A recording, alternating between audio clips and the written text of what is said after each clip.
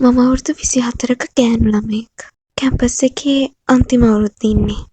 මගේ අම්මා නැති වෙලා දැන් අවුරුදු 7ක් වෙනවා. තාත්තට අවුරුදු 52ක්. තාත්තා අවුරුදු 30ක ඩිවෝස් වෙච්ච ගෑනු කෙනෙක් එක්ක යාළු වෙලා. යන එන මන් නැතුව ඉඳලා තාත්තගේ කරේ එල්ලුණා. දැන් අපේ ගෙදර ඇවිත් ඉන්නේ. ගෙදර යන්නවත් නෑ ඒ නිසා. මම කොහොමද මගේ බොයිෆ්‍රෙන්ඩ්ගේ ගෙදර අයටවත් මෙහෙම දෙයක් කියන්නේ? ඒ ගෙවල් වල මිනිස්සු හිතයි අපිට පිස්සු කියලා. තාත්තට මම අඬ කියලා ඇති උක නතර කරන්න කියලා. මටත් අවුල්. නංගිටත් අවුල්නේ ඉතින්.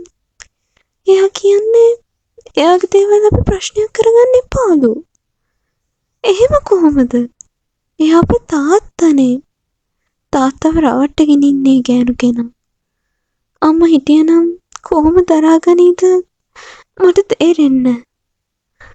තාත්ති ගොඩක් හොඳ කෙනෙක්. හරිම සංවේදී.